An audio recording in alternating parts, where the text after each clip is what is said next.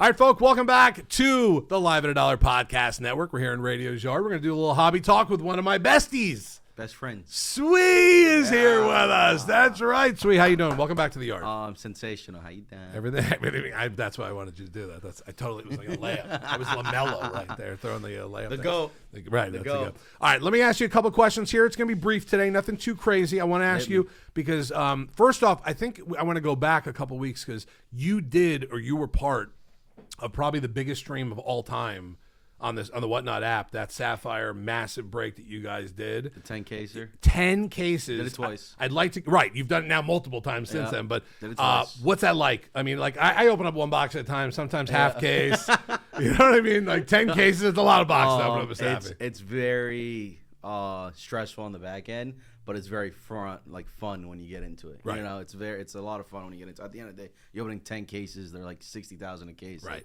You have over $500,000 on the table, so both sides is very nasty hits came out of that insane as well. hits. Right. I mean, you're gonna see good hits when you're opening that much in product. How many papas did you guys hit that day? Do you remember? Oh, I think it was in each. I mean, like there's each 11. I mean, that's just ridiculous. 11, 12 around that's there. Ridiculous, right? It's around there because I know one of them was a super too. Right. So it was a VJH Cone Super, which was nice, and then the rest of the Papas 101s, disgusting. Derek Queen, I think it was, second pack. Oh no, Ace Bailey. Ace Bailey, second pack. It was disgusting. What are you surprised at the comps? Not just for the Sapphire big cards, for even some of the base cards, like just even Cooper or Knuckle or any of these guys right now. Because I'm a little shocked that base cards. I mean, we use the Cooper example. Mm-hmm. It could be anywhere between 1,300 and 1,800 right now. Like it could be anywhere in that circle. It's going to be over that's that shocking. Range. I mean, I guess it's a little shocking, but it's like when you realize how limited the product run is and how little of these cards are actually out there, it's a lot different than Flawless as well. Because Flawless, you're gonna have your first like 8 or 9 cards are like $50, $100 cards, but it's like you're getting veterans and things like that. When you start getting first year licensed Topps Chrome, again, limited product run, those cards are just gonna go up a lot. Right. You just got to think that at this point. That's why you are seeing base card, even like base LeBron, base SGA, base Curry are selling for a couple $100. It's just I mean they're gonna go down. I'll be the person to tell you honestly. If you leave this in here or not, it's fine. They're gonna go down a little bit. I think we've seen them come down a little bit, but it's just the way the market is. You know, when they first come out, everyone's like, "Oh, I want it. It's limited. I don't want to spend $2-3 grand to get into the spot. I'd rather spend $300-400 to grab the card I want." And then it's like when more start getting pulled, people start listing. Then they'll come down, and then I think once again you see the realization of, damn, this product's limited. There's not many. There's only, 1,500 cases supposedly out there in the world. Dang, I can't really get these cards anymore. No one's opening the product anymore. Supply's low, demand goes high, and at the end of the day, it's first-year Topps Chrome licensed product that a lot of people are going to want. Yeah, it's a hot. I mean, is it too? Here's the thing that gets to me sometimes on the other end of us being breakers is when you hear a guy on the stream or you hear someone say, "Oh, it's the product of the year." There's a big. Is it gonna be tough to up Sapphire for a product of the year? They'll up Sapphire, but I think when it comes down to it, and you look back in the year, Sapphire from Topps will more than likely be top 3 to 4 product that comes out. At worst, this year, right? It's going to be a top 3-4 product that comes out. And it's only early February. Yeah, you know, it came out early. Right. As it stands right now, you could probably put product of the year on the label. Right. But when you got Dynasty coming out for NBA, NFL, game worn, hopefully, Topps, if you're listening, game dated. What are those going to do? If they start getting game dated patches on there, you can read the stats of what they had and when they played.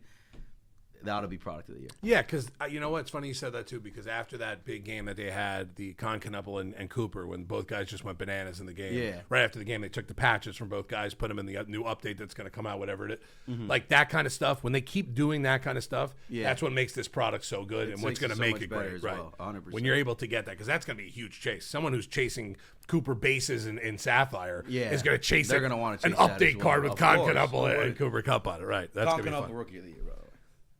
Is that your hot take? Dude, come on. I like that. He should be on the box. It shouldn't even be Cooper Flag. It should be Knuckle. Look at what they're doing in Charlotte. No. It's unreal. I want to say this because I am going to end this pod today with a hot take from Swee, as we always do. But a couple pods ago, Swee came on here and was talking about the fact that Charlotte's up and coming. Charlotte's got LaMelo. This team's about to do it. I think since he's been on this pod and said that, I know they've won, 9 in a row right now currently as we tape. Yep. But I think since then it was like 12 out of 16 or 12 out of 50. Like they went on such a hot streak since it's you an unbelievable run. They're starting to finally flow. They're getting connected. And the most important part, they're probably one of the most, if not the most electrifying team to watch. They're fun to watch. It's a group of young guys, and LaMelo balls like he's playing LA Fitness. Right. He's unbelievable. Right. I've been laughed at. I've been made fun of. I've been kicked down in the dirt. And let me tell you, every single person that didn't believe in LaMelo Ball, we're fucking back, baby. We're back. I love it. I love it. All right, here's the one for you. And I know it's going to make you cringe. You're allowed to hunt and chase down one guy in the NBA hobby-wise. It cannot be LaMelo Ball, though. That is always going to be.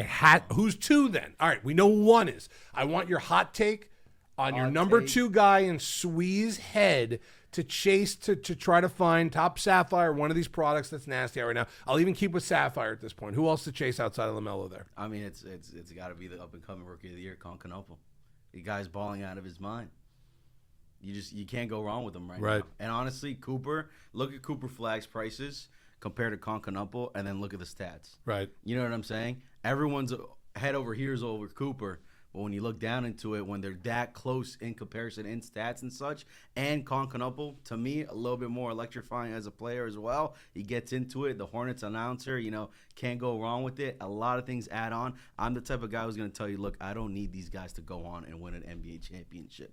But when they're on your feed every single day, they're ESPN top 10 plays of the day, and you see them consistently on Instagram, on ESPN, on everything like that, I mean, it's the guy you want to invest in. The more eyes are going to be on there, the more investors you got. I actually think that's a really good hot take. That's not even like here comes Sweet with his hot take about here comes LaMelo. Right, here it is. LaMelo all right, gonna keep coming. So let me hear. Now we're gonna jump out of the hobby for a second. I want an NBA hot take for the rest of the season. We're almost at All-Star break now. We're at basically the All-Star break. What's your hot take second half of the season on the NBA? Could be for anything at this point. I have a feeling it might end up in North Carolina somewhere, this hot take. But give me a hot take for the second half of the NBA season. Multiple little ones in one if you need to. I don't even know what to say, honestly. I like putting you on the spot. Yeah, it's a tough one. I think we need more games. No, let me not say that. More games? No, more games like Pistons, Hornets. I shouldn't. Hey. I'm not going to say that. The new Malice at the Palace. Right, that's it. Right. I don't know if I really got a hot take. Foresee the future. Okay, so foresee the future. I want you right now at All-Star break to give me the finals matchup. Hornets versus Thunder. If that happens.